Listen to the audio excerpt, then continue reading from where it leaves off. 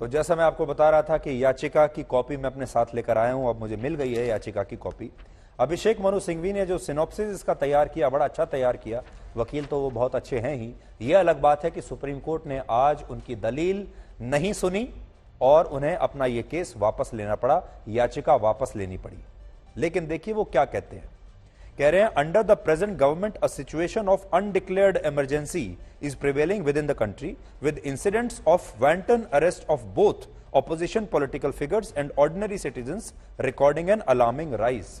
यानी भ्रष्टाचार के मामलों में जिस तरह से विपक्षी नेताओं को गिरफ्तार किया जा रहा है और आम लोगों को भी गिरफ्तार किया जा रहा है, इसमें बहुत वृद्धि हो गई है। तो अगर एजेंसियां काम कर रही हैं, भ्रष्टाचारियों को पकड़ रही हैं जिनको पहले नहीं पकड़ा जाता था, तो इसमें बुराई क्या है। इसके बाद वो कहते हैं, जो मैंने आपको पढ़कर भी बता दिया, arrest may not be justified on spacious grounds of suspicion और ग्रेविटी ऑफ द ऑफेंस। और फिर उन्होंने ये सारी कंडीशंस रखी हैं जिसके बारे में हम आपको पहले से बता चुके हैं।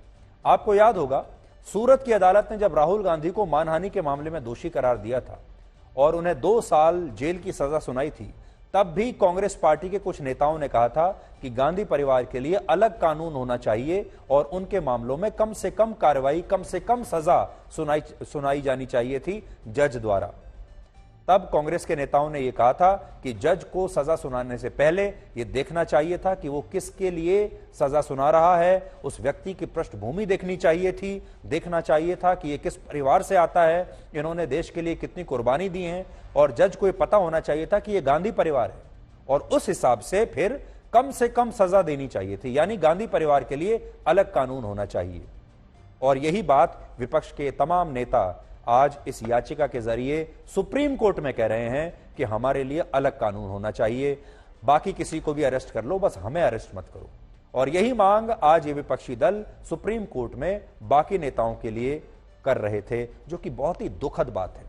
और जो लोग इनके वोटर हैं, जो इन नेताओं को, इन पार्टियों को वोट देते हैं, आज उन वोटर्स को जरूर देखना चाहिए कि उनके जो हीरो हैं, उनके जो जननायक हैं जिन्हें वो वोट देते हैं, वो आज सुप्रीम कोर्ट में कैसे बचने के लिए पहुंच गए और वो ये कोशिश कर रहे हैं कि सुप्रीम कोर्ट नेताओं को एक अलग से डिस्काउंट दे।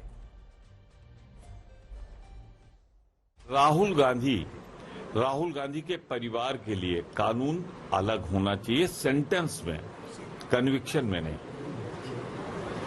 जब आप कन्विक्ट करते हो तो उसमें किसी परिवार या किसी की पृष्ठभूमि नहीं देखी जाती, अपराध देखा जाता है।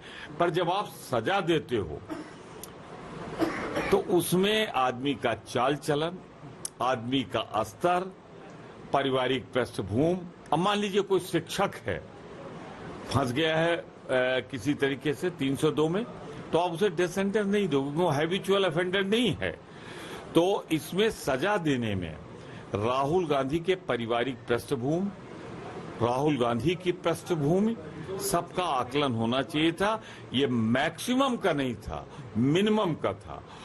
मिनिमम के बाद भी आप मुझे बता दो अपनी याददाश्त में, क्या कोई केस आपने सुना जिसमें इसमें 2 साल की सजा हुई हो? तो अब आप देख लीजिए कि इसी देश के नेता हैं जो कह रहे हैं कि नेताओं के लिए अलग कानून होना चाहिए और उन्हें किसी तरीके से सुप्रीम कोर्ट गिरफ्तारी से बचाए। अब आप ये समझिए कि इस पूरे घटनाक्रम के मायने क्या है, इसका विश्लेषण क्या है। पहला, इस याचिका के वापस होने से भ्रष्टाचार में फंसे विपक्षी नेताओं की आखिरी उम्मीद भी आज समाप्त हो गई। आज वो समझ गए होंगे कि अब उनके पास बचने का कोई रास्ता नहीं है। दूसरा, विपक्ष के ये नेता ईडी और सीबीआई से बचने के लिए एक साथ तो आ गए, और वो भी इतनी जल्दी आ गए, लेकिन ये एकता ना तो अदालत में काम आ रही है और ना ही देश की राजनीति में काम आ रही है। आज ये विपक्षी दल संसद में भी अल्पमत में है, जहां ये एकजुट होकर भी किसी मुद्दे को उठा नहीं पाते, और अदालतों में भी अब इनकी ये एकता काम नहीं आ रही है। असल में हमारे देश के विपक्षी नेताओं को ऐसा लगता है कि जब ये एक साथ धरने पर बैठते हैं या एक साथ एक मंच पर आकर रैली करते हैं या फोटो खिंचवाते हैं एक दूसरे के हाथ पकड़कर ऊपर करके, तो उसका बड़ा असर होता है और वो विपक्षी एकता देखकर जनता भी प्रभावित हो जाती है और अदालतें भी प्रभावित हो जाएंगी कि इतने सारे बड़े बड़े नेता बड़ी बड़ी पार्टियों के एक साथ अगर अदालत में आ रहे हैं तो जरूर कुछ बात होगी, लेकिन यह एकता काम नहीं आई। तीसरी बात, आज यह बात भी साबित हो गई कि विपक्षी दल भ्रष्टाचार के मामलों से बचने के लिए ही अलग कानून चाहते हैं और विपक्षी दलों ने ऐसा करके बीजेपी को 2024 के लोकसभा चुनाव के लिए एक बहुत बड़ा मुद्दा दे दिया है और जनता को यह बता दिया है कि वो अपनी गिरफ्तारी से डरे हुए हैं, ये डरपोक नेता हैं और भ्रष्टाचार के मामलों में ये डर गए हैं, जिससे यह भी पता चलता है कि अगर भ्रष्टाचार के ऐसे मामले हैं जिनसे इन्हें इतना डर लग रहा है कि ये सुप्रीम कोर्ट तक जा रहे हैं, तो उनमें कुछ ना कुछ सच्चाई तो होगी। क्योंकि जो ईमानदार व्यक्ति होता है, अगर उस पर झूठा आरोप भी लगता है तो वो निर्भय होकर कहता है कि आपको जो करना है कर लो, मैं ईमानदार हूं और अदालत मुझे क्लीन चिट देगी। लेकिन ऐसा विश्वास इन नेताओं में नजर नहीं आ रहा।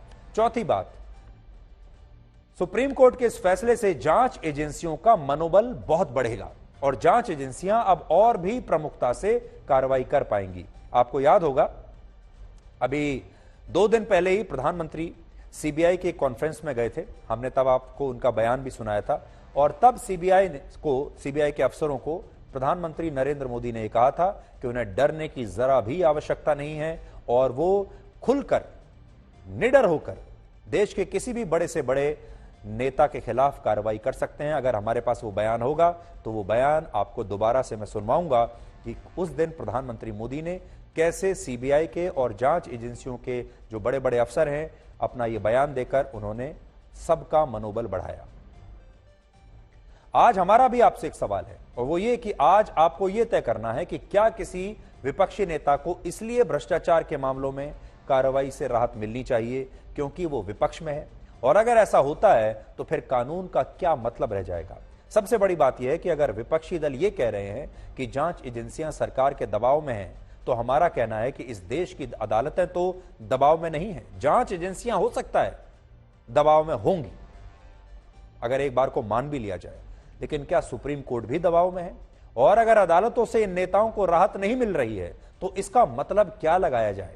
इसका मतलब यह है कि हमारे देश की जांच एजेंसियां सही रास्ते पर काम कर रही हैं और उन्होंने सही जगह पर चोट की है।